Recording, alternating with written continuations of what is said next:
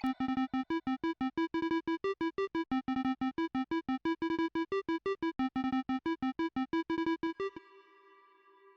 and welcome to Items On, the podcast where you get to follow your favorite players and personalities both on and off the sticks. My name is Ethiopium, and our special guest today is the one, the only DevDogg. How are you doing today, DevDogg? I'm good. I'm good. Happy to be here.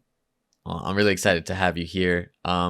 Usually how we start these interviews is I ask how you got into Smash and what you were doing before you found the Melee scene. All right. So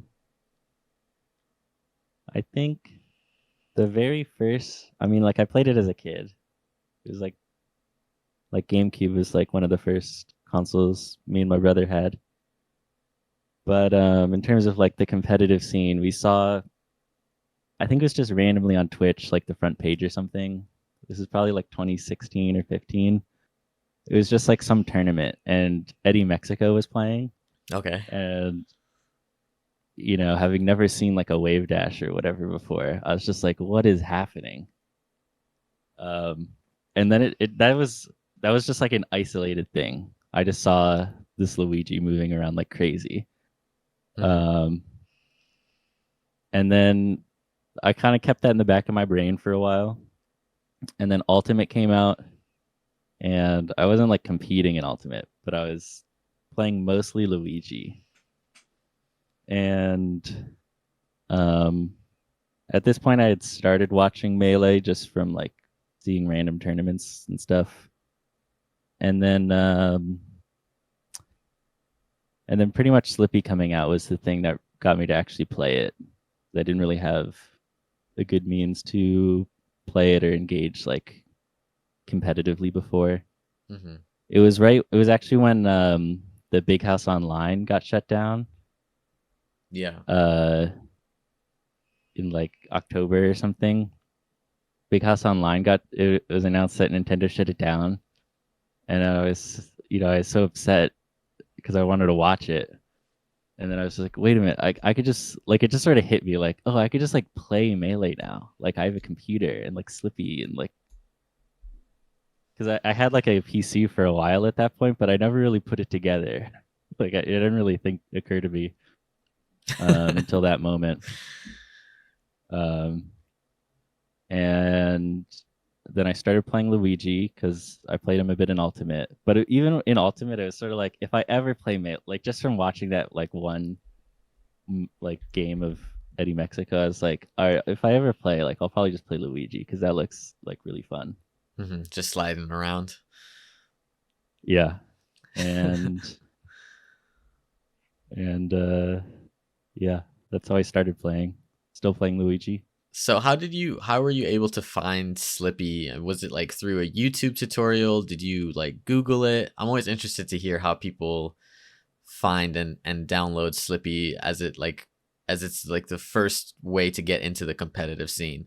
Because a lot of people found Slippi by like already being in the competitive scene, so they know what was going down, you know? How did you like find Slippi in the first place? I think I just knew about Slippi just from like the general, like I was sort of like in I at that point I was like pretty hardcore like spectator. Mm-hmm. So I kind of like just heard when it was announced from like everyone talking about it. Um like I think the things that like really got me in is honestly just like the Twitch homepage Hmm. randomly having Smash tournaments, because that's when I first saw like any competitive Melee, when I saw like Eddie play. And then a couple years ago, I think, or a couple years later, the first like full tournament I watched was like Summit. It was like Summit 6 or 7, Okay. just because it was on the front page of Twitch at the time, and I just like clicked on it, and then I watched. I think it was like Sunday, so I watched pretty much like whenever I hopped in, I just watched the rest of the bracket. Hmm. Um, and then yeah, I think that was like the real jump start, just randomly it appearing on Twitch, and then from there, just like following a couple players on Twitter, and then seeing more tournaments pop up and watching them. Yeah, Then I definitely. think by this was probably like 2017 or 18. And then by like 2019, I was watching like every like major tournament, like every weekend I was watching Melee basically. So by like the time Slippy came out, I was pretty into it, into the whole scene in terms of viewing it. But it's a whole different story once you start playing, really. Definitely, definitely. Were you like was Twitch like your main form of like entertainment? Like were you like always on Twitch, or did you like stumble on Twitch? I know like for me, I didn't really know what Twitch was before I found like the Smash Bros documentary, and I was like, "Oh, you can watch this live and stuff like that." Were you like Mm. already inundated in like the video game scene before that, or was like Melee like one of the things that opened the door to that venue, I guess? It was definitely the main like it like I knew about Twitch and I watched it a little bit. I think I first started watching Twitch from like the Games Done Quick events. It was probably like the first time I actually watched, like went to Twitch on my own or whatever. But I didn't really use it that much until Melee. I think that's sort of when. Before then, it was mostly just like random YouTube videos. Mm-hmm. But I was in college at that point, so like it was pretty much like I get home and then at night I'm just like watching. Like if it was the weekend, I would watch the big tournaments, and then I would just watch like the top players stream on like most other days. Yeah, definitely. So, you downloaded Slippy now. You're playing some Hmm. games online. You're moving around with your Luigi. Um, what do you think was the catalyst for the next step? For you to be more inundated in the scene in general, both online and maybe offline. Mm. But I think there's two big things that happened early on. The first was I played for like a month just on unranked, Mm-hmm. and I joined. I think I joined the Melee Online Discord just because I saw Rishi tweet about it. I think, or maybe even it's just I heard about like misconnections, and I thought that was cool. Yeah. Um, and turns out it's not a very cool place most of the time, but it's a cool concept. Mm-hmm. Um, so I was in the Melee Online Discord, and they have a channel in there where people are hosting online tournaments. They post them in there, and I was sort of like, I like the I didn't really think about it that much. I think I like the idea, like I could enter a tournament eventually, but they were sort of like intimidating. But one of the first ones that was like posted when I looked was Tired of O2, which Mm. is like a beginner tournament Yeah. that, and it would like like I think the first one I saw was Tired of O2 number 6, so it was pretty new at that point. And um and then that is what inspired me to buy an Ethernet cable, because the first month I was playing, I was on Wi-Fi, Oh my god. um, which I didn't think was that bad at the time. But I Yeah. didn't want to enter a tournament. Like I read the rules. I was trying to do things proper. Like, so I bought an Ethernet cable. I entered Tired of O2, which at the time was hosted by Pino, and that was like it was like the first tournament was really fun. It's like you play round robin, and then everyone makes it into winners in the bracket. Mm. So you get to play at least like 6 sets, like minimum. So it's like really good for new players, and it's like my first ever tournament.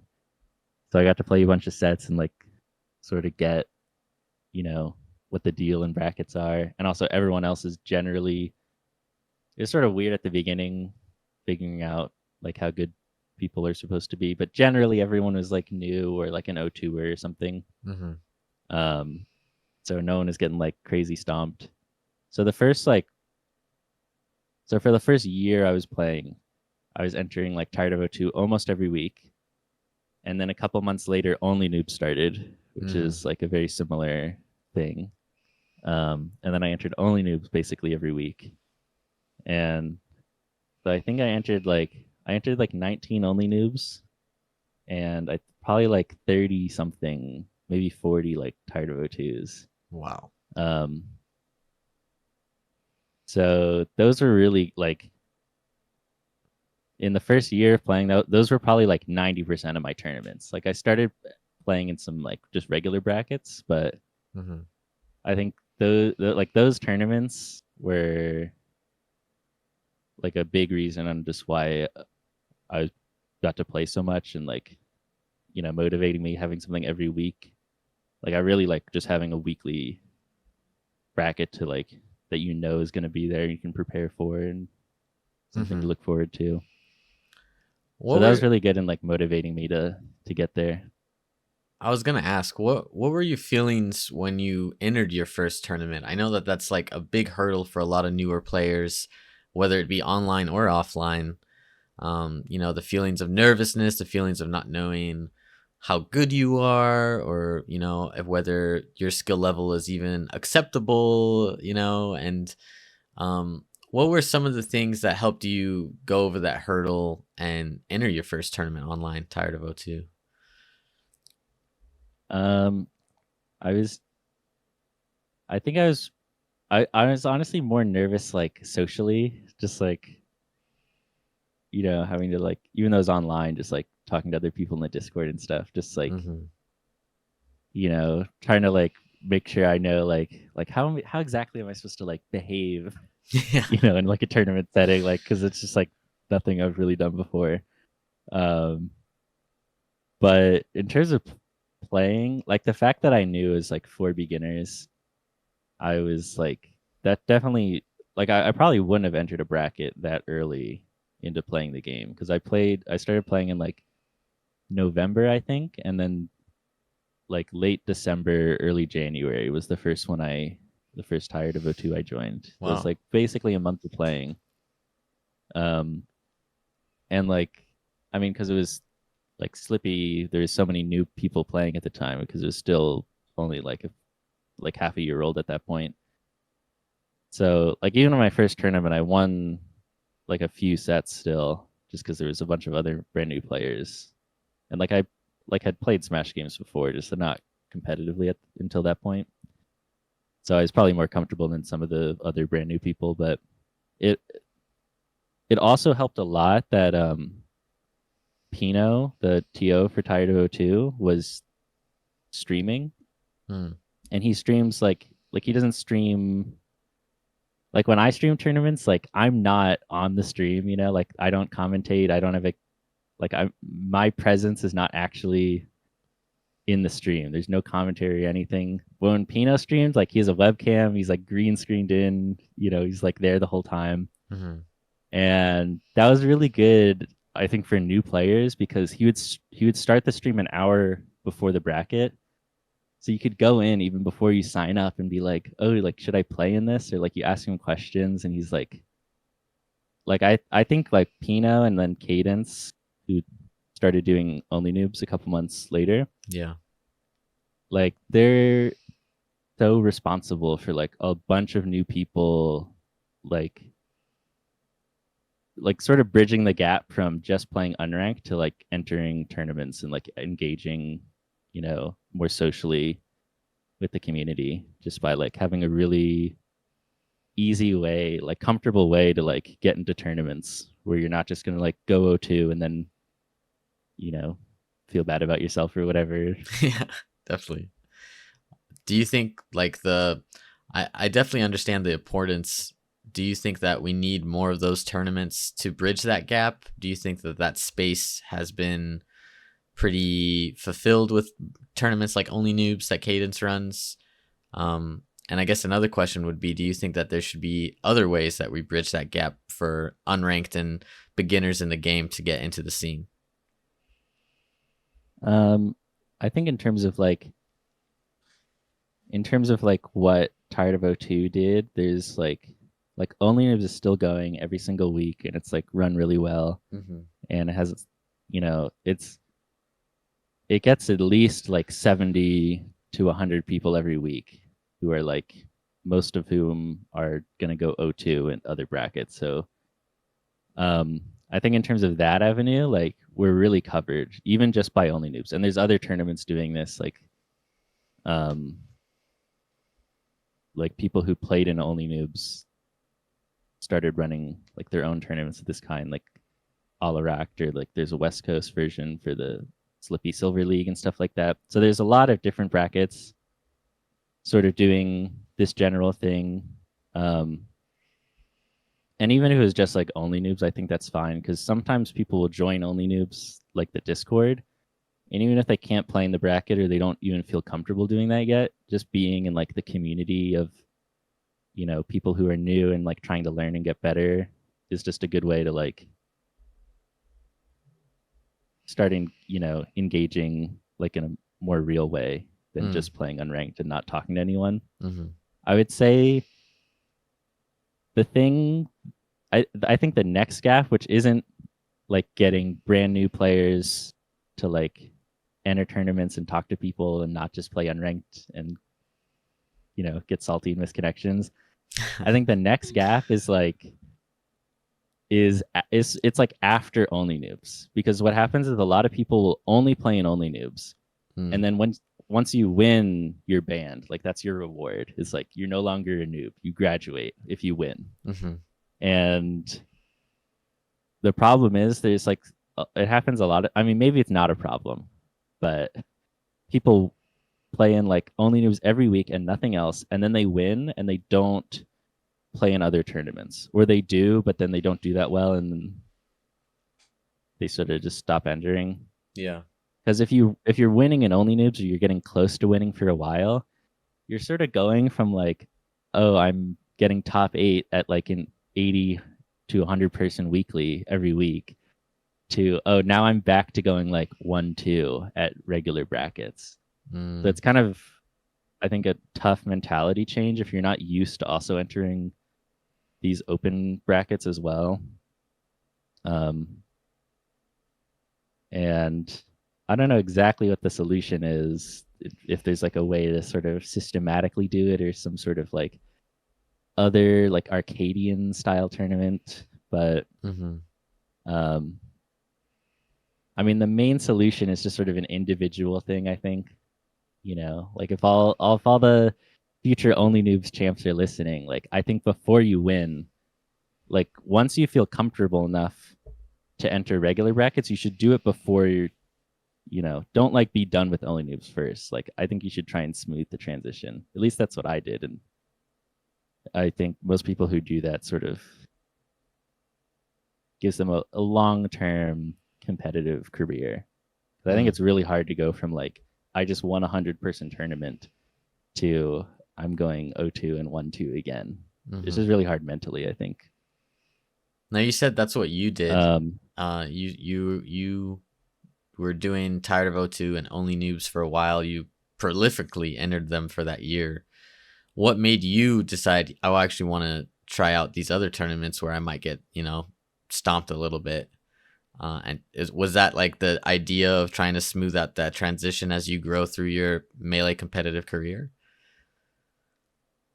I wasn't really thinking about it like that then. I think it just sort of worked out for the best in retrospect. But I mean, the main thing that happened, and I think this is like, I got very fortunate and just sort of random circumstances working out, is I was mostly entering those. I entered maybe a couple like regular brackets, but I was mainly just entering these new brackets. And then I saw just on Twitter randomly, Melee Sad Post tweet out something like, I'm looking for, it was the weirdest tweet, sort of like call for action. It's like, I'm looking for really new players, like less than a year. And I'm also looking for like a really, really good players, like, top 100 level or whatever. So like extreme ends of the spectrum. And, like they didn't really say what it was, just like for a project or something. And it was like, I'm looking for new players who are really motivated to get better and stuff. And I was like, oh, that's me. So I DM Melee Sad Post at like 3 a.m. when I saw that. And I was like, hi, I'm new. I was so much more like polite and proper speaking to everyone when I was new, because I was like, I gotta make sure everyone likes me. Yeah, definitely. So I sent it sounded like a business sort of email, I think, when I DM them. I'm like, hello, I'm a new player, punctuation and capitalization and everything. Yeah. But I sent them that message, and then um, they were looking for people because they were hosting an event called Team Combo, where brand new players or really new players get paired with like a really good player as a coach. And then for like a 2-month period, you can get coaching from someone. And then every other week we like compete in an event. It was sort of like, it was like a series of tournaments, sort of like a show. Like you get to see how people are like growing and developing with their coach and changing, from week to week. And so there's like 12 people, I think, in that. And so I was in it. Very lucky to be picked, and I got Siddward as my coach. Oh, okay. Who's a really good Luigi player. Yeah. And that was like a big game changer in terms of like, because I never played like any fighting games or anything like this before. So like I didn't really know what I was doing that much. Like at this point I was just trying to learn like how to do everything, like wave dash and L cancel and ledge dash and stuff. Like I was just trying to figure that stuff out. But honestly, I probably would have had a really hard time figuring out anything beyond that, like how to play neutral or make game plans and like make decisions. Mm-hmm. And then that's where like Siddward really helped me, is like not really, it was really a like it was like a teach a man to fish kind of moment, because it wasn't even like Sid would just tell me like, this is how you beat Fox. It was sort of like, okay, what is Fox trying to do and what should we try to do?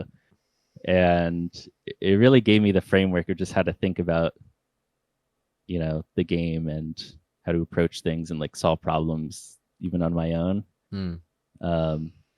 So that was really cool. And then beyond, like when that event ended, me and Sid were still like working together and we're still friends and stuff now. That's awesome. That was the spring of 2021. Okay. And so at that point I was playing for like 5 months or something.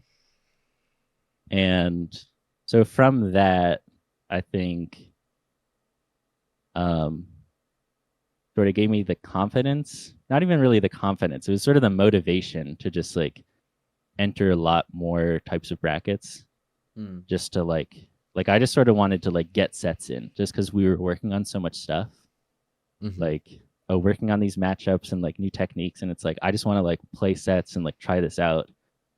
I was like playing like so much every day, like so that's when I started just entering more brackets. And Melee Sadpost was running a lot of online tournaments at the time, so like I was just entering a lot of those. And I think that helped, just because like if you know the TO or something, it's like okay, I kind of like, even if it doesn't change anything, like if I that you just need some sort of in sometimes to like get you into a bracket. Yeah, definitely. That's really interesting. At the end of the year, at the end of that year, 2021, Etost. This is the first time I ever heard of Etost. Is when he was posting.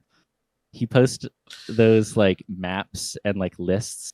I don't know if you know those, where it's yeah, here's the most top used character in every state or whatever. Yeah. Shout out. And Etost. one of them was here. One of them was a list. It was like a huge spreadsheet, like however many, like 50,000 people in it. And it was like, here are the most, like, it's like everyone who played a set on StartGG sorted by who played the most. So it's like whatever, like Jay Salt and like Bobby Big Balls or whatever at the top. Yeah. And I remember Siddward was number 10 and I was number 100. It was actually really funny, because that list was the top like 200 of that list.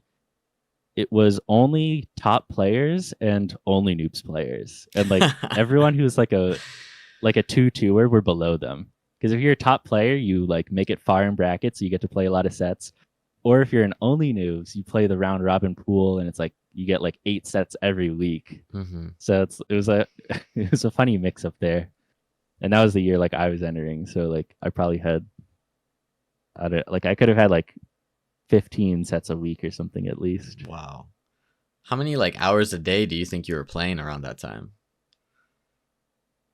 That time was probably it was probably at least like honestly like 4 hours a day like minimum, Wow. especially because I was doing like online. That was like my last semester I think of online school. Mm-hmm. Um, because it was COVID, everything was online. Luckily, I sort of procrastinated doing my electives, so my last semester was basically just like random stuff I didn't really care about. Mm. And then COVID happened, so it was all online. So I'm just like popping lectures on and just like playing melee. It just worked out, you know, it Yeah. worked out perfect for the grind at least. So I was playing a lot back then, just a student with nothing to do and just, COVID. I mean, for me personally, like I don't know if it's like a burnout thing or if I play melee for more than 2 or 3 hours at a time, I'll just like my play just drops dramatically and I just like can't follow the game. I mean, how are you able to put these big sessions in? Uh do you just like are just having fun and you're in the moment the whole time, or was it like more calculated like I need to do XYZ today, or was your mindset playing It that was much? it was it was a bit of both back then. I mean, like now I'm sort of, more like you described it. Like I'll just play an hour and then, I'll need a break. Mhm. But then it was like uh there's just so much to work on, and I was really motivated to like work on it all. So even if I wasn't playing people, I was like solo practicing, just like trying to learn how to ledge dash or, you know, get Galint on my ledge dash or, figure out whatever, like a new tech. Like there's just so much tech you can just learn about when you're starting playing. And so it's like, Mhm. oh, what is shield stopping? Like how do I control that or whatever? And just figuring out all that stuff. And then working on like matchups and things like that. Um, it was really just so like engaging for my brain. It's like, oh, like I'm playing a Marth player, and then I could play like a whole hour like focused. Like now it's sort of like it's like I really got to like lock in to pay attention Mhm. uh during sets sometimes. But back then there's just so much to think about. It's like because I had no idea what was really happening still in so much of the game, so it was just really interesting, like to interesting like for me to like play any melees. There's just so much going on. I felt like. Yeah, I definitely feel you. I wanted to ask you a little bit about the work that you did with Siddward. Shout out Siddward, by the way. There's someone who I've definitely watched a lot of their sets trying to learn the Fox Luigi matchup. I'm a Fox player, so one of the matchups that definitely confuses me in the game. So shout out to them. They definitely have a Mhm. cool play style.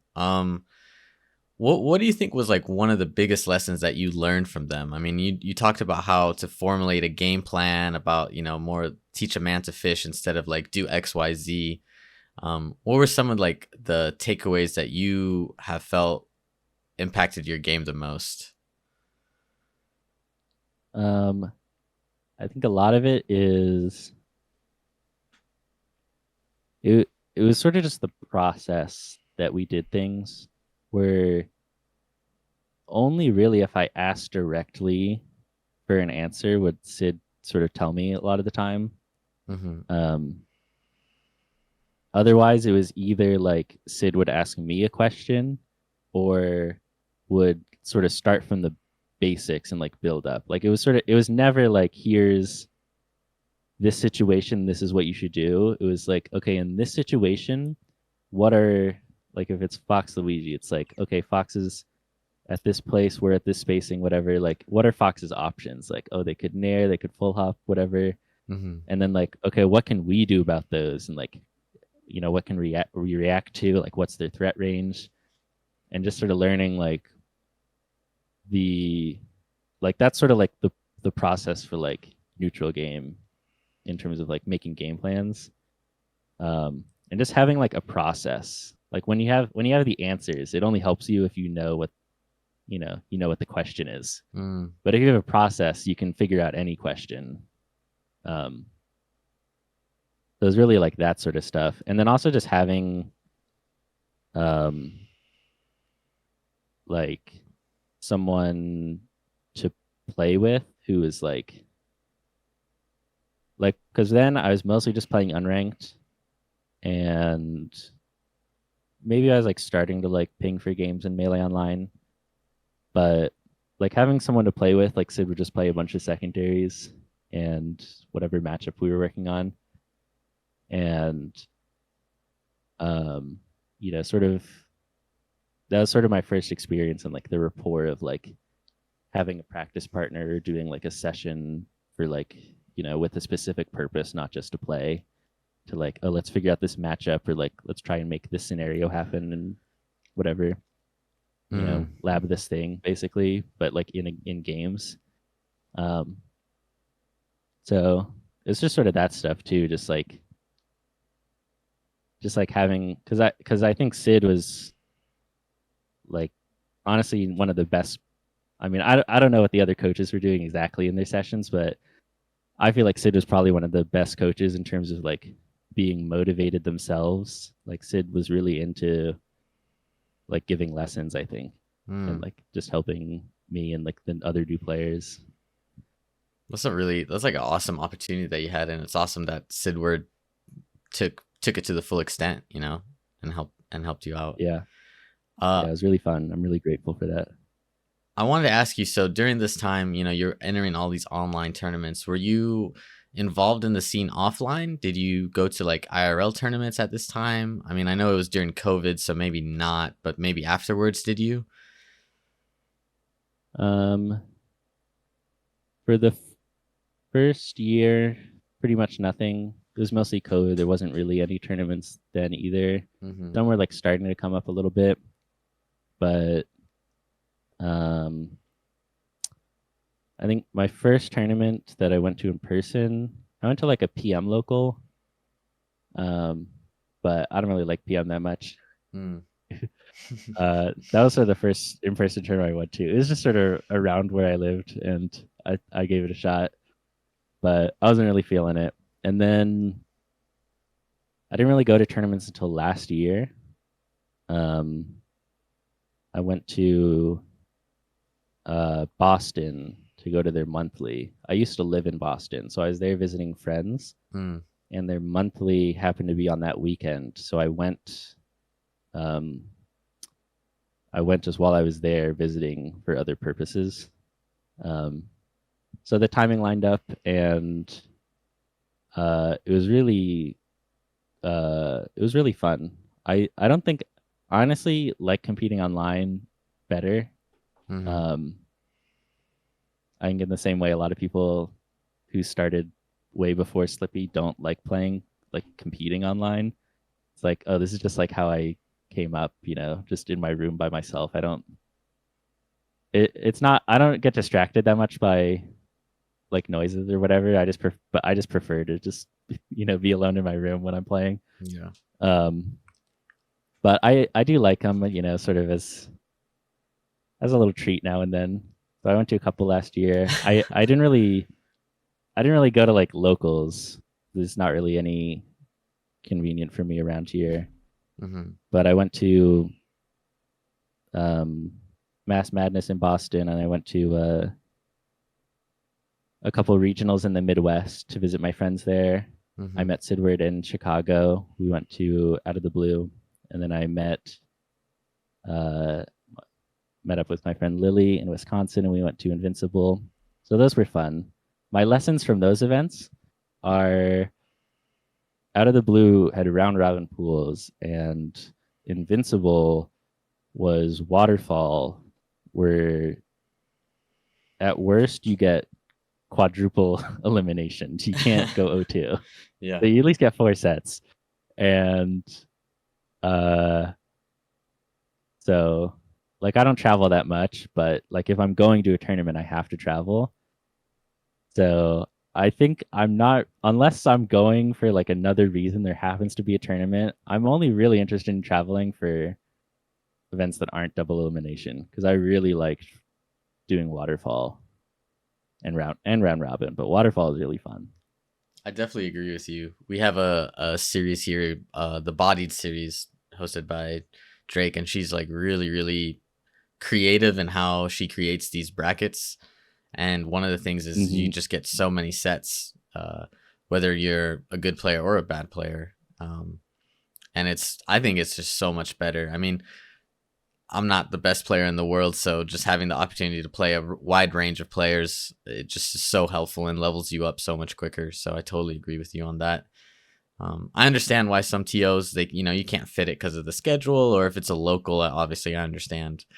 But even having something like an AM bracket, or one of those start GG brackets that you can do, like what are they called? I forgot the name, but you like can just play a bunch of people. A ladder, that's what I'm looking for. Hmm. It's always so helpful. So I totally agree with you on that.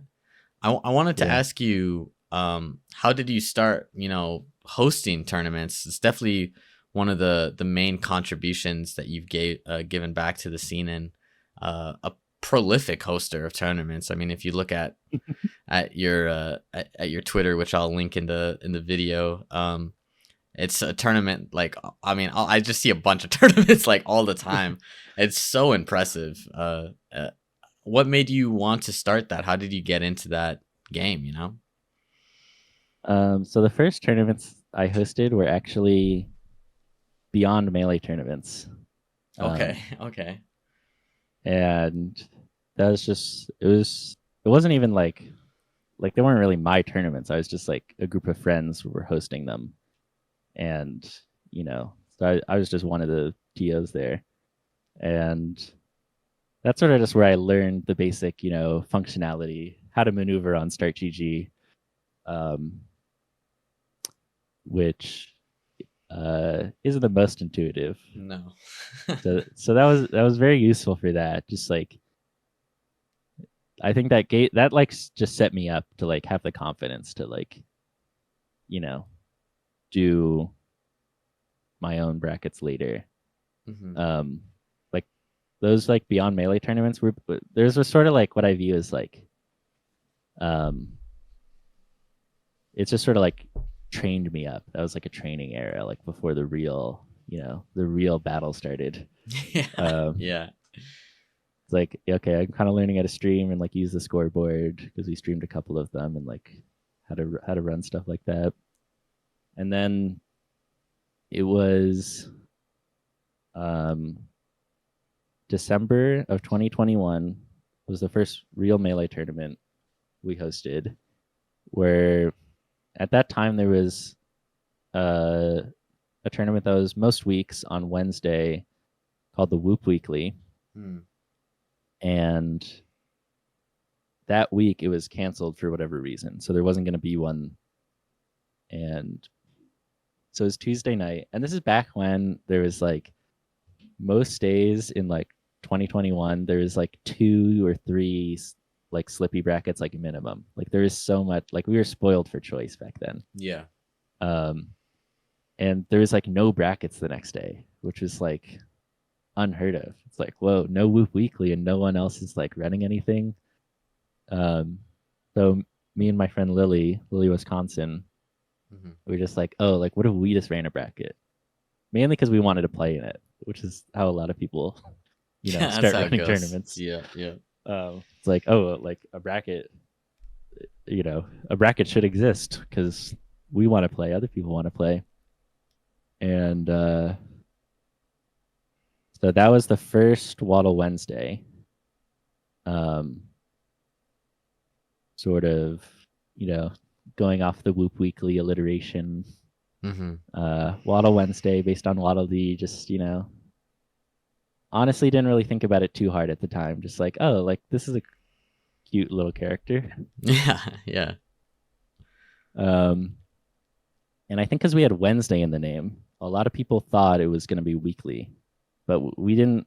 Like anyone who asked, we told them like, no, like maybe it'll happen again, but like Like the next week, the Whoop Weekly was back, but then 2 weeks later, we ran it again, and then, I I think it just worked out where the first three were like bi-weekly, but everyone thought they were weekly just because the Wednesday was in the name, I think. So then I was like, well, if everyone's expecting it, like I'm down. So then we started running it every week. And I think it was in January at that time. I just had an idea for a tournament where I was like thinking about, there's all these like tournament like concepts I was thinking about. And this was based on just having a top 8 graphic where you're sort of like you get a character like represent you, and you like fight in the tournament for them, and it's like that character goes on your top 8 graphic. So then I hosted a tournament called Cute Little Bracket, just because I wanted to make this top 8 graphic. I just thought it'd be cool to have a tournament like that. So when you sign up, you say, it's like a question on the StartGG page. It's what's one of your favorite cute little characters from a video game, and you write down like Pikachu or whatever. Yeah. And then on the top 8 graphic, it's like a little Pikachu. It's just a assortment of 8 cute little characters, and it's a nice little, cozy little picture. And I also had an idea. Like now I was just starting to cook a little bit in my brain. I was just like thinking of different concepts, right? Yeah. Because it just sort of like occurred to me. It's like, wait, I could just like host tournaments.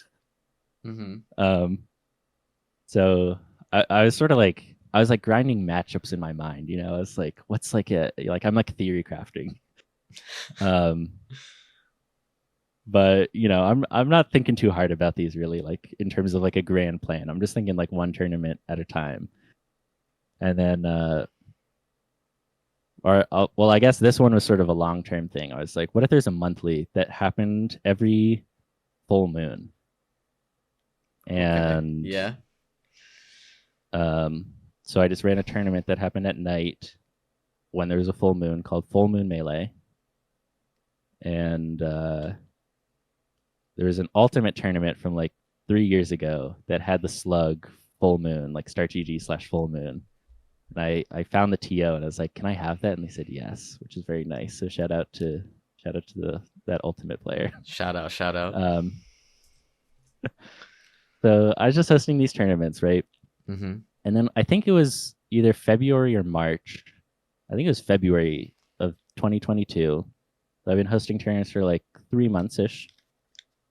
And the full moon that month was on a Wednesday.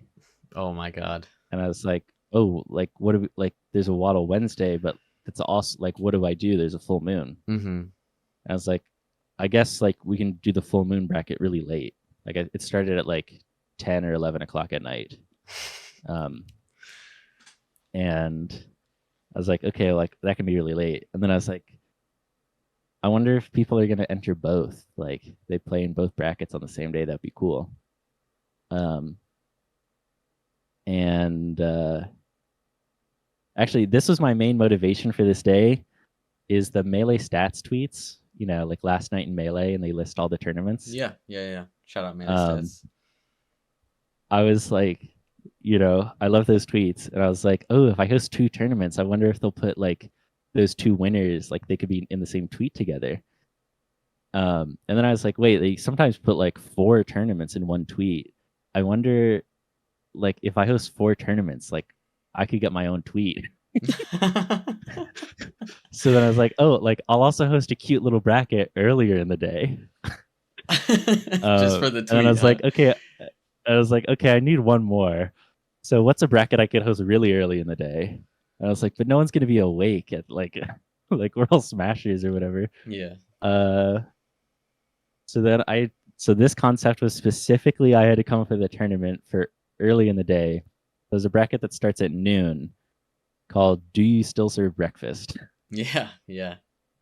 And it's like cute little bracket where you say your favorite breakfast food, and that's like what represents you on the top 8 graphic. So all four of those were in one day, and it was a really fun day. From like noon to almost 12 hours. There were gaps between most of them, but there were some people that entered all four, Wow. and I think it was um, unfair. The Sheik player got, I think, top 8 at all four brackets. So shout outs to unfair. But Wow. yeah, that was sort of like, whoa, like we can just like run brackets. Like this is when it was just exciting, right? To Mm-hmm. like people are showing up, and at this point, I had only entered the first two Waddle Wednesdays. I didn't enter my tournaments after that because I was like, well, if I'm playing, like, first of all, I'm going to be distracted because I'm also worrying about running the tournament. Like, I'm not going to be warmed up. I'm going to be playing worse. Like, as a competitor, it's not ideal for me. Yeah. But also, like, for everyone else, it's like if they need something and I'm playing, like, that's not, you know, I don't want to like rushing my sets or like thinking about this or like having to check in between games. It's like I I just want to run the best tournament. Like I don't need to play in it. I don't want to like have to sacrifice either side of that. So I stopped playing in them. And there Mm. was like I was still entering a bunch of tournaments. Um and so I was really motivated to like in the same way people grind melee. I was like grinding like the TO game. Mm. Just like thinking of new ideas for tournaments, like things that would be unique that people would want to enter. Um, and then like how to run tournaments better. Like how do I schedule things? Like I don't want people in winners to have to wait a super long time for losers to catch up. Like just figuring out all these, problems that come up. And, like borrowing from a bunch of other TOs that, inspired me when I entered their tournaments. Um, like a lot of things from like and cadence and legs and melee sad posts like Mm-hmm. help me get the pieces to put together my own tournaments. And then I started streaming them in I think like May of that year. The first couple months we weren't streaming them. Mm. And then I was like, oh, that's good because if you have to wait you can watch the set or whatever. And I forget what it was. I think it was legs. um Legs, who's a Peach Puff player, also a Sailor Moon player, the Sailor Moon uh, fighting game for Super Nintendo. I didn't know that there was one. She, she, I learn something she new every that's day. she found her, yeah, played Melee because her wife plays Melee, and then she found that game, and uh, it's Yeah. everyone should try it out. It's pretty fun actually. Really? Okay. But she would stream like Melee and then other fighting games later when she got into fighting games. But her mic was muted the whole time. Like she never had a mic on. There's Mm. no like she's just playing the game, but she would talk in chat. I was like, oh, like I would watch her stream all the time. I was like, huh, like I guess you don't need a mic. Like that was something I was sort of realizing then. Mm-hmm. Because I didn't want to do commentary. I don't really listen to commentary a lot of the time when I watch Melee. I usually just put music on. Yeah, I feel that. Uh, and to do it myself, it's like that's so much energy, and I have to do all this other stuff. It's like, oh, I can just like turn the stream on because it's sort of like I'm just like like when I'm doing it, it's like I have the production side, like I'm running the production side of the stream, but I'm not commentating. Like in terms of that aspect of it, I just feel like I'm just in the chat with everyone, which is a much more chill vibe for me. And if I have to like do some TOing thing, I don't have to, there's no people waiting for me to come back or whatever. It's like most of the time they don't even know if I'm dealing with like a horrible burning fire on Start GG Yeah. because they don't know I'm gone or whatever. Yeah. But yeah, streaming made it even more fun, I think, for me and the players. And then I was like, oh, I'll just like run a bunch of brackets. So I just ran a bunch of brackets, and here we are, I guess. That's awesome. Well, I'm wearing right now the Waddle Wednesday hoodie that I believe was to commemorate the 100th. Uh, Uh, I love the design, by the way, but uh, Thank you. to commemorate the 100th running, I'm sure you had ups and downs through that process of running so many of those beautiful Wednesday brackets. What were the things that kept you consistent and kept you coming back to putting in that work? Because it is work, it is time consuming too, and effort consuming as well. I mean, it takes energy to do it Mm. at the rate that you're doing it, especially. Um, most of the time, it's not too bad. Mm-hmm. Um, just because so many people, I think, like enjoy it and they let me know, they had a good time or whatever. They're glad they entered or something. So just getting that feedback is good. But even without that, it's like I'm running the brackets. Like any bracket I run, it's like this is a tournament I would want to enter. Mm. Um, and so just knowing like, well, oh, if there's other people, like me or whatever with my standards, it's like they're gonna be grateful. Like I would be grateful to have something like this. So like if there's other people like me, they would be grateful too. And something I see sometimes it's like it just really like warms my heart. Like I look at PG stats if I'm seeding someone or whatever, and it shows you like their last 10 tournaments they entered. And sometimes I look at it and it's like 10 tournaments that I hosted like 9 of them or whatever. Mm-hmm.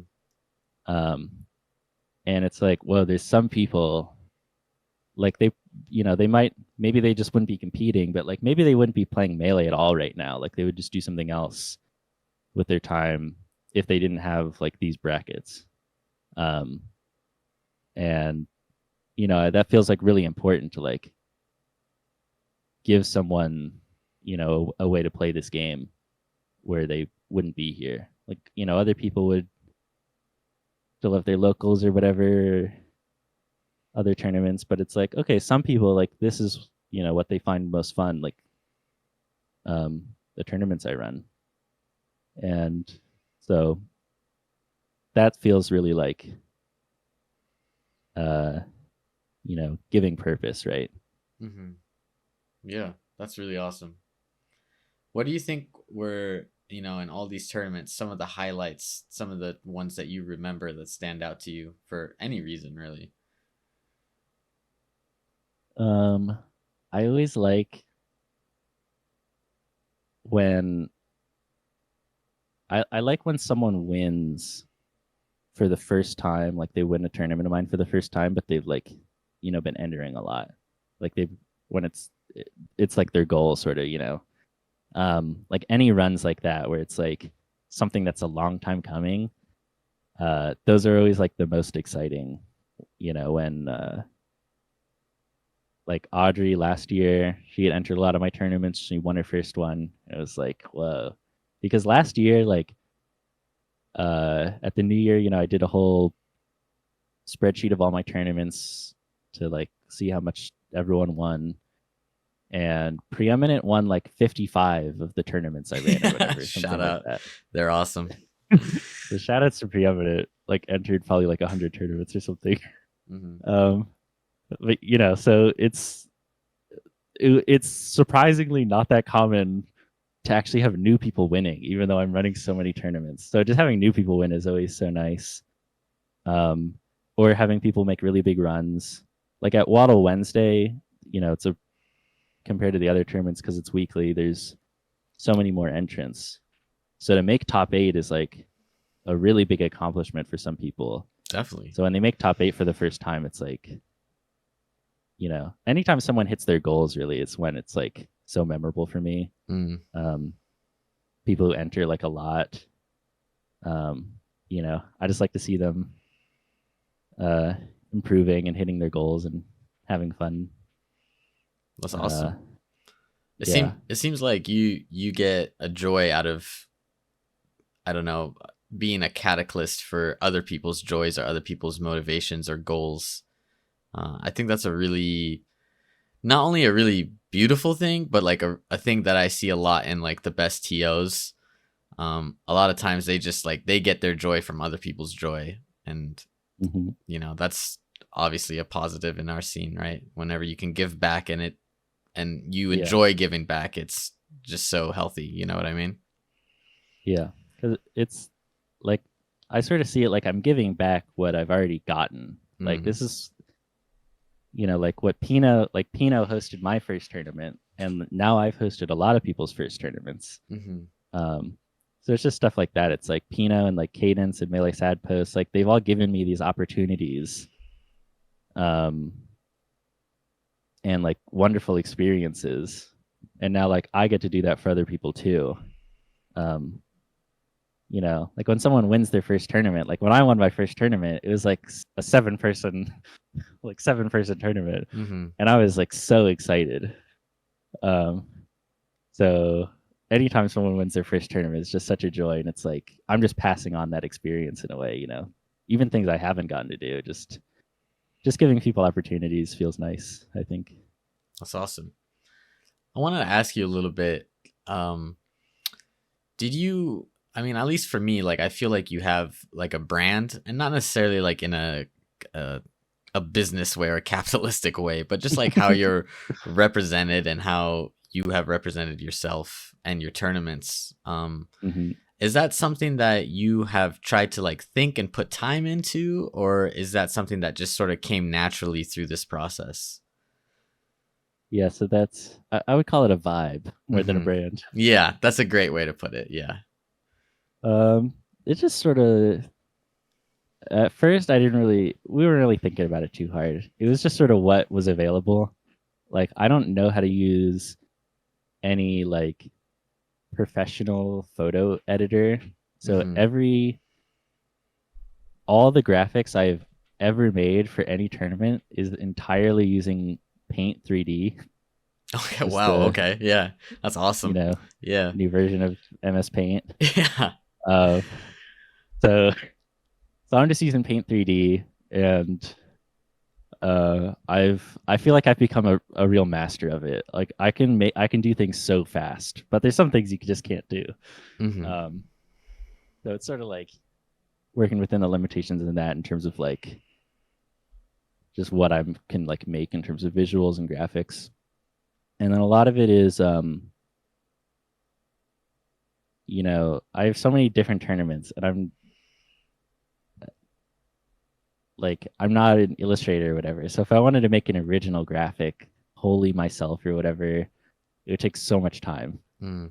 But I don't want to like go on Google and like steal other people's art. Yeah. So I Definitely. found a really good middle ground, which I encourage other online TOs to do, which I think a lot of people do, which is to steal from just Nintendo. Don't use fan art.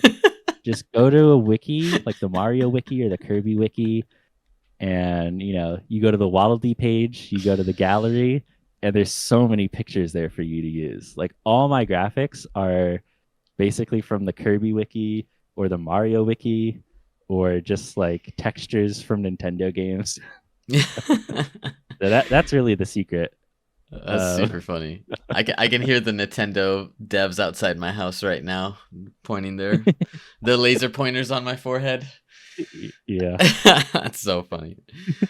Uh, I wanted to ask too, like, you're so prolific now. What plans do you have in this new year in 2024? Do you think it's more the same, more consistency, or do you think you're gonna branch out, do some more stuff in the roles of TO or as a competitor? Um, at the very least, there will be a good amount of just trucking along like usual. Mm-hmm. Um, I think how many like Waddle Wednesday will still be every week, and there'll still be other brackets throughout the weeks as well. How many exactly honestly depends on what other TOs are doing. Like if the other people are hosting a lot of tournaments, then I don't feel like I need to do that, or maybe I'd even want to enter them. So the amount of like normal brackets I run, normal just meaning like no gimmick, double elimination, is really just sort of what the general landscape looks like in terms of is there enough events for people who are, only available on one day? Mm. Um, when I just make my schedule every week, I just think about that. And then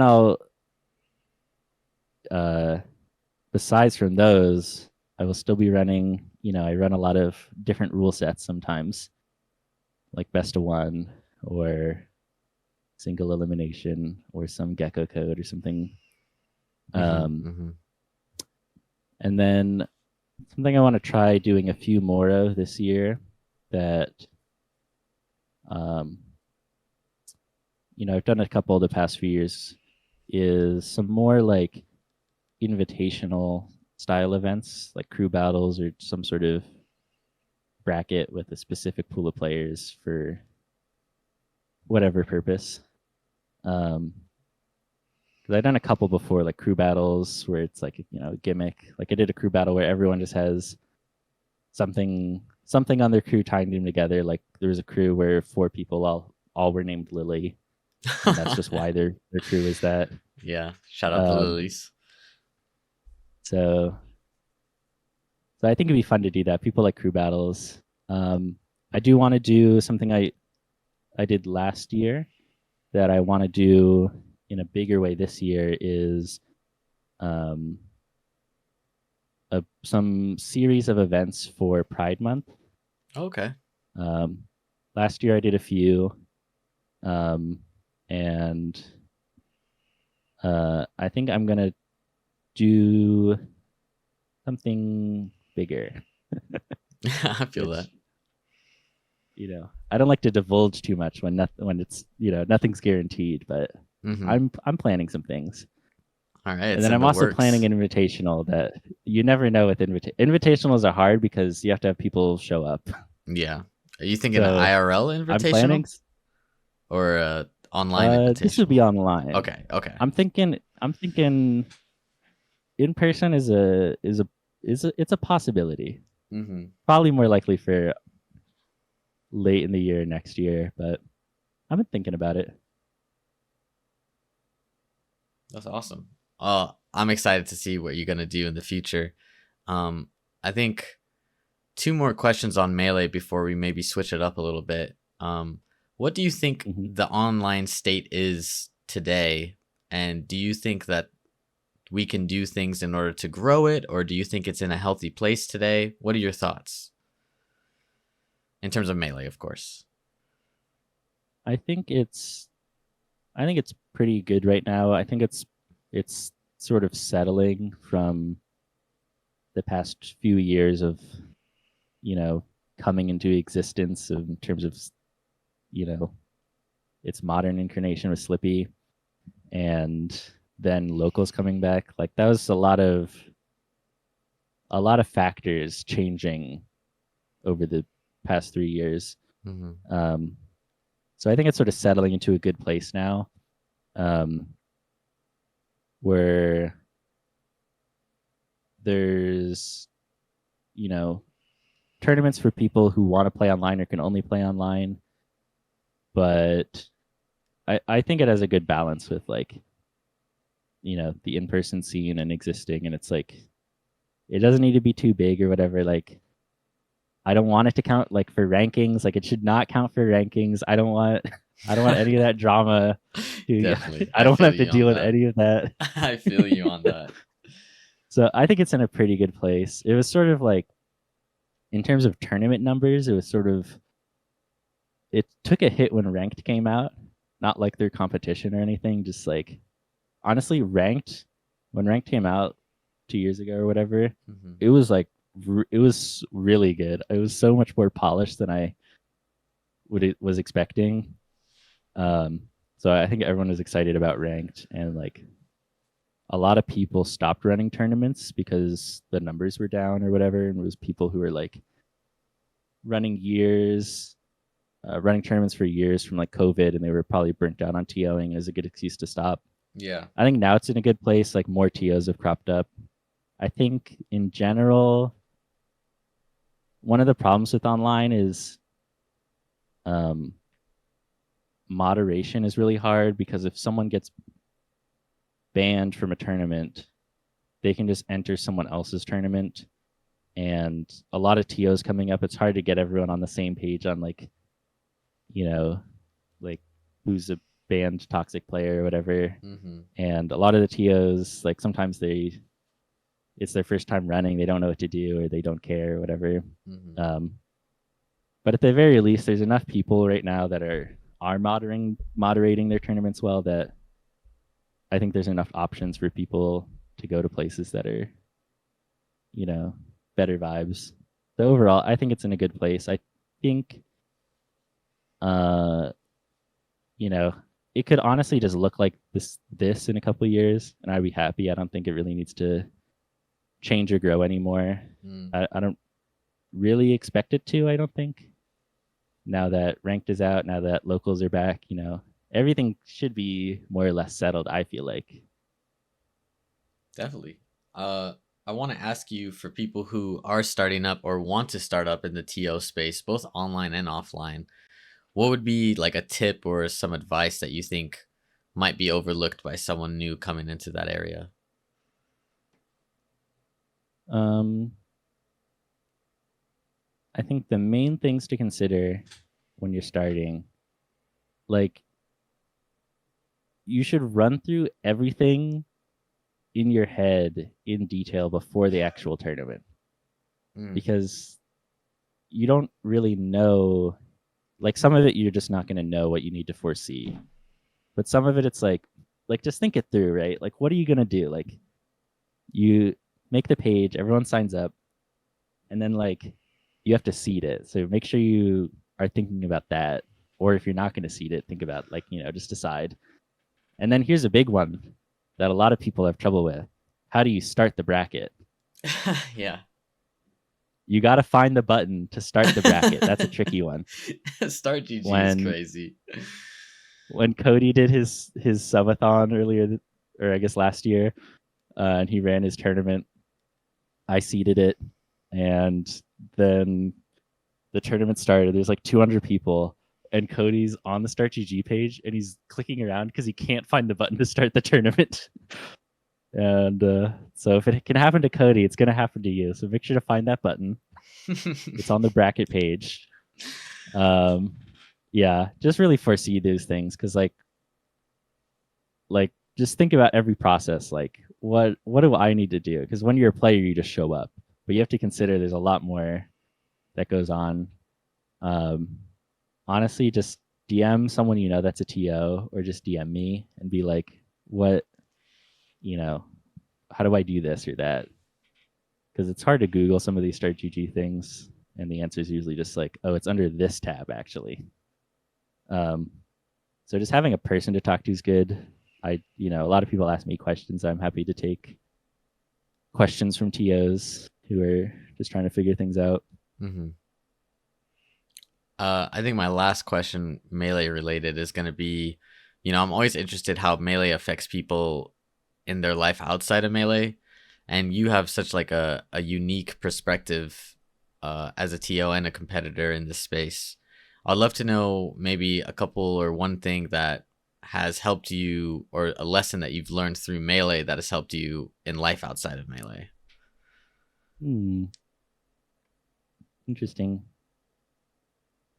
I think one thing that's come from TOing is it's helped me to avoid arguments, like pointless arguments, because it happens all the time in a tournament setting. Someone loses and they're upset and they want to complain about something, or they think their opponent cheated when they didn't, or whatever, like yeah. they're just, you're salty and you need to take it out on someone or something out there. And at a certain point it's like, okay, this person just needs to like vent and like cool off or something. And just acknowledging that, it's like anytime someone's just like mad and there's no like problem or nothing that's going to change based on how mad they are, I just tell them like, okay, whatever, sorry about that, blah, blah, blah, whatever the situation is. If you want to talk about it later, DM me after the bracket. Which is one, because I'm busy. Like, it's you know, not a useful amount, not a good use of time right now because I want to focus on the bracket, not something that whatever. Like if they lost, they're already out. And then two, usually later, even if they're still upset, they are much more reasonable about it because they're not like high adrenaline from just playing a set or whatever. Um, Mm-hmm. so that's a useful perspective in real life and just like keeping composure, just like not, engaging with angry people or arguments that are pointless in that moment. Just, keeping things, I don't want to say chill, like I'm nonchalant, just like if it's not productive, Yeah, there'll be a better time to do it. that's super interesting. I really like that. That's the first time I've heard that. So I've asked that question to a lot of people, and that's the first one. So cool answer. I want to switch I like the topics. question. Thank you. I want to switch topics a little bit. Items on is interested not only in people's melee life, but what they enjoy outside of melee as well. One thing that I noticed perusing your Twitter was I think it was Bandcamp, I think, or just your music, which is really Mhm. good, by the way. I'm not just saying that because you're a guest on the show. It's like shockingly good. I was like, oh my Oh, God. thank you. So very, very talented. So please go check that out. It'll be, I'll link that as well on YouTube. Um, have you always been like a musical person growing up, or is that something that you've learned through, some, maybe during COVID or something like that? I know a lot of people were making music. Um, so music is uh like the music I release there is more, it's like slightly hobbyish. Mm-hmm. Um, it's like semi-professional, slightly hobbyish, but like I don't release music online to like make money Yeah. or whatever. Like, I just like doing that. But my actual job is like performing. I'm a performing musician and like give lessons and stuff like that. That's what I went to Oh, school for. I did not know that. Um, What do you mm, do? I mean, what is it, like an instrument or music or singing or? I play piano and trumpet. Mm-hmm. I went to school for jazz studies. Um, and which basically just means not classical. Yeah. Um, but I mostly play piano now, and then for like in terms of like music production and like using DAWs and like digital music, I don't have any actual training in that stuff. That's just me like messing around and stuff. Mm-hmm. Um, but like normally for work, I'm playing in like churches or restaurants and stuff like that. That's awesome. That totally makes sense because I was like, this is really, really good. Like, it's like, if this is just like some person's hobby, I was Thank like, you. yeah, you are really talented. So that totally makes sense. I would love to learn a little bit more about that. I mean, I'm definitely like not a musician at all. Like, I'm doing like a science degree right now. So like, Mm. what was that process like? Like, when did you realize like I want to pursue this as a career? Um, it was, I guess, in high school. Mm-hmm. Well, in elementary school, like I took lessons, which weren't, my decision, and I didn't really like them. Yeah. Um, and so I took lessons for like 2 years, but I never liked them, and then my parents let me stop. But then I was like, okay, wait a minute, like maybe it's actually like maybe music's kind of cool, Mm-hmm. but I didn't want to like admit that I was wrong to my parents, like that I want lessons again. So I just played like in secret, like when they weren't home or whatever, like on a keyboard with headphones. 'Cause I Mm-hmm. didn't want them to know I was actually into it. Um, and then a couple of years later, I was like, all right, let's start taking lessons again. Um, and then I started in high school is when I first started like actually doing it for work, playing at restaurants, Mm-hmm. and um, it just sort of like I didn't really pursue it that hard. It just sort of like the opportunity just sort of popped up. Mm. Um, and then when I graduated, I just went to music school for music because I was like, oh, this is this is the only thing I'm into. I don't want to. I don't know. I don't really like school, Yeah, but I music feel school it. is like, oh, like this seems doable. And I actually did really like it in terms of like all the music class. Like if you look at my grades, like you can tell it's like every music class, it's like I got all A's. Every other class, it's like C minus or whatever. It's like right Yeah. above what I Like needed to get barely a getting passing over. grade. Yeah, yeah. um, so yeah, and then graduated during COVID, and but like with music, you don't really need to go to school for it. So I feel so that. like I was already performing like in high school and like throughout then, and then during COVID is kind of weird, but back to performing again. So That's awesome. That is super, super awesome. What made you want to go? Because I know you said like classical versus jazz. Like, what made you want to go down the route that you chose? I mean, was it just you like that music more, or is there more like professional opportunities? Like, I'm ignorant in this space, so I'm very excited to know. there's definitely less professional opportunities Okay. if you study Okay. jazz. Okay. Uh, but you know, there's sort of uh not I don't know. There's not many opportunities anyway. It's like you go and then you sort of have to figure out what you're doing afterwards anyway. It's like, did I need this degree? I don't know. But anyway, um I think I started when was playing in like middle school. I had a big book. It was like 500 pages. That was just like every Beatles song Hmm. for piano. Okay. So I was playing like a bunch of those, and like learning to like read music with that. Um, and then the music teacher I had was a jazz musician. I don't know if he would describe himself like that anymore, but he's basically a jazz musician, Mm-hmm. whatever that means now. Um, so he like got me into jazz, and then that's what I was really into in high school. Um, and so I went to college for that. Most colleges usually just have like classical and jazz departments, and then if they have anything else, any other kind of music, that's usually in that just sort of gets lumped into the jazz half. Yeah. Yeah. Um, but I was and still am really into jazz, so that felt like really good. Like I was happy to be studying that. Some people there were kind of like, I don't know, wish they were in like rock and roll school or whatever. Yeah. I feel you. Yeah. But worked out for me. Wish they were a producer or something. I don't know. Mm-hmm.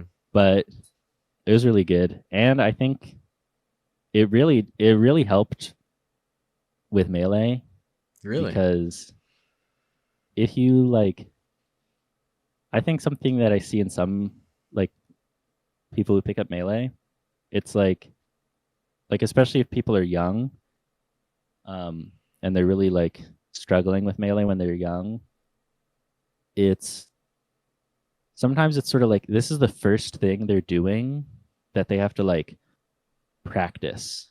Mm. Um, and if you like if you're a musician, especially like a trained musician or whatever, like someone who's just practiced a lot, it's like you sort of have to figure out how to practice or like how to just get better at something. Um, so there's like a lot of melee players who are musicians. I feel like musicians are, any sort of like, I don't know, maybe jugglers, the melee players who are jugglers are like this. It's like, if you have something like that where it's like you just need to like practice something over and over, it's like, okay, I can learn how to ledge dash eventually, right? Like I know like the process Yeah.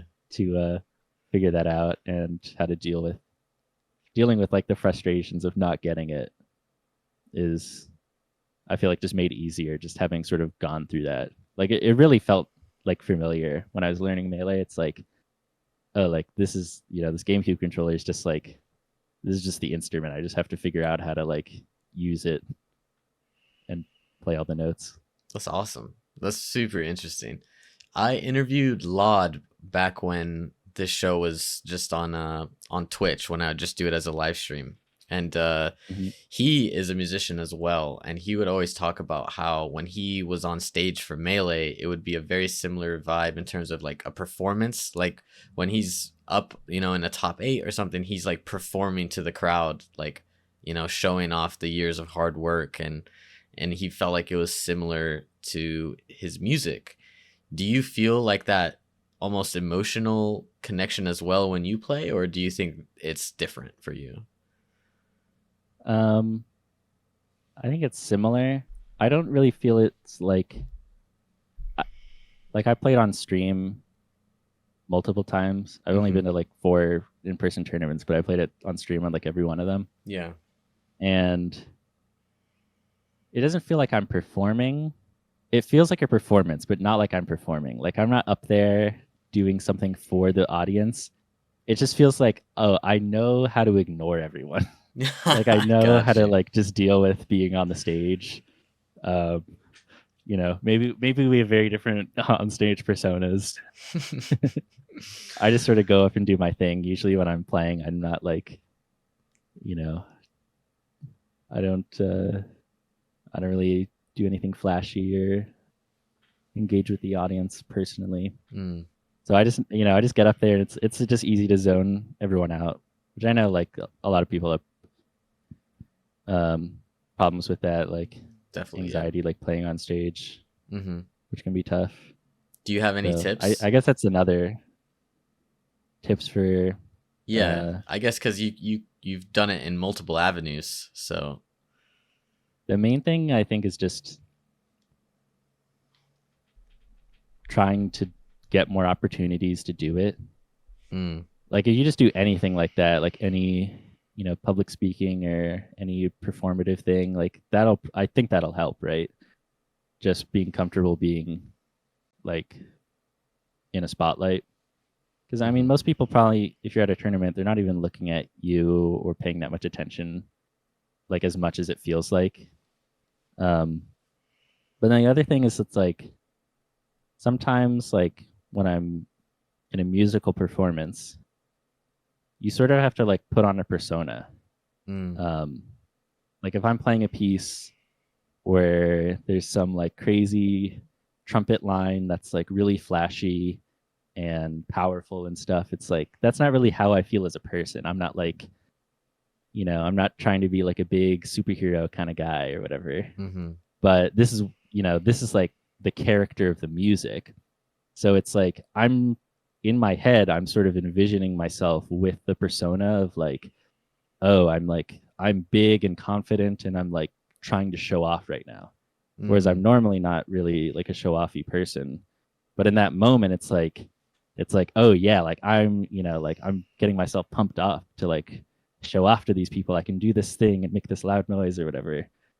Um, so you can sort of try and give yourself a persona. Like, I guess that's sort of like a fake it till you make it, right? Like, hmm. give Hmm. yourself the persona of someone who's chill on stage, and maybe eventually you will be chill on stage.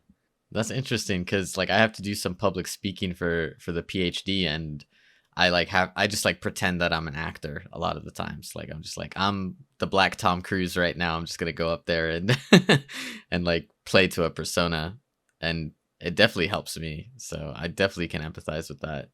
I want to ask one more music question. I could ask you a ton of questions because I think it's super interesting. But what are like maybe one or two albums that were very influential to you? Mm, I think one of them is, let's see. Okay, there's one that I heard when I was pretty young. That's a Miles Davis album, sort of. It just gets put under his name because he's really famous. But Hmm. it's called "Birth of the Cool," Okay.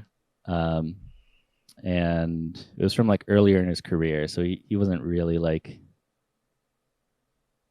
it sort of retroactively is like a Miles Davis album, but it's sort of a group album. Um, and it's just the most like it's like it's like intense, like there's a lot of energy, but they put it in a bottle. It's like all sustained. It's like really like condensed, you know. Mm. And it just has such a like. It just gave me such a powerful feeling of like, well, it's like they're so chill, but they're so energized at the same time.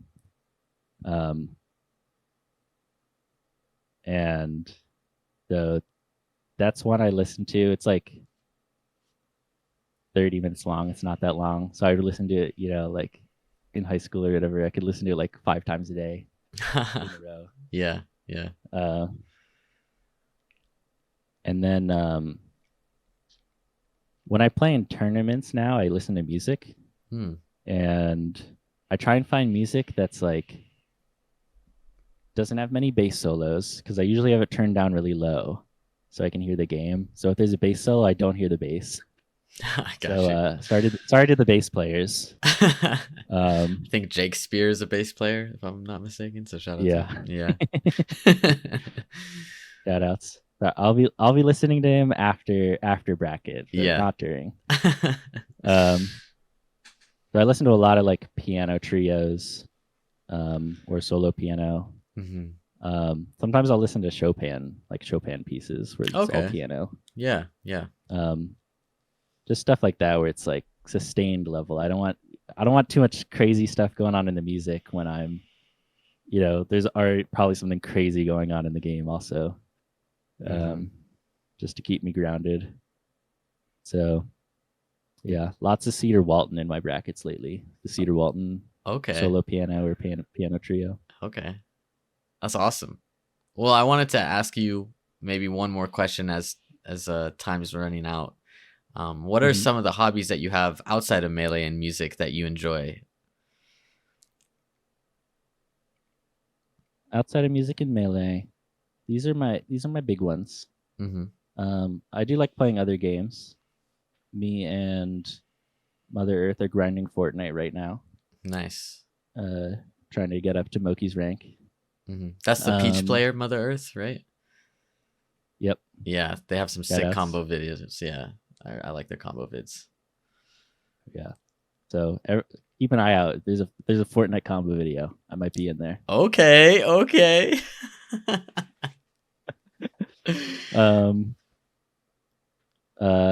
This year a couple months ago I got a tattoo gun, so I'm trying to learn how to tattoo. Oh, do you have tattoos? Do you have like a lot of tattoos or Yep. Okay. Yeah, I got a few. I've gotten my first 2 tattoos were when I went to my first tournament in Boston. And my friend who I was staying with has a tattoo gun, and she learned how to tattoo. And I got 2 of the players from the tournament who I'm friends with to draw me tattoos. I got a bunch. I just went around with a piece of paper and a pen. I got a bunch of people to just draw me things. And then I got 2 of them tattooed. So I have a dog that's drawn by Saucy Mane. Okay. And I have a little Olimar like astronaut drawn by Leo. So I got some Boston Melee ink on me. That's awesome. And then I also have Lily Wisconsin, the co-TO of Waddle Wednesday. She flew from Wisconsin. She was in New York for, you know, unrelated reasons. But I live in New Jersey, so she came out to me, and we drew each other tattoos where we drew Waddle Dees, and we got. So I have a Waddle Dee drawn by her on my ankle. She has a Waddle Dee drawn by me on her ankle. Oh, that's nice. Yeah, that's cool. So so far all my tattoos are drawn by Smashers. But you know, nice cozy ones. That's awesome. So I mean, so you can just buy a tattoo gun. Like, there's no regulations or whatever. You can just be like, all right, like I can tattoo you, and if whatever happens, happens. Yeah, they're just complicated enough to like set up and turn on that you know you can't surprise anyone with them. I think that's why they also like they could really just call them like tattoo pens. Uh-huh. But I think they call them guns to make them a little scarier. To put some respect So on it's it. like, Yeah. yeah, if it was called a tattoo marker, it's like, oh, they're giving those to kids. Like that's gonna be a problem. That's super funny. But honestly, it's hard. It's way harder than you think or than I I thought it bet would be. it looks heavy too. So Like it looks heavy to like it doesn't look like as easy or textile like a pencil. Like you got to be like balanced, I feel like.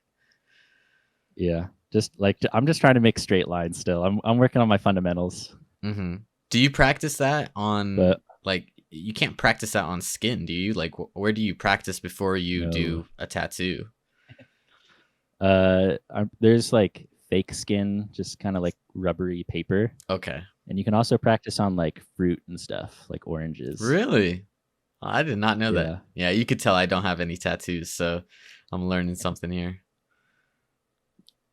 And what other hobbies do you have? So you're on the tattoo grind right now. Tattoo grind right now.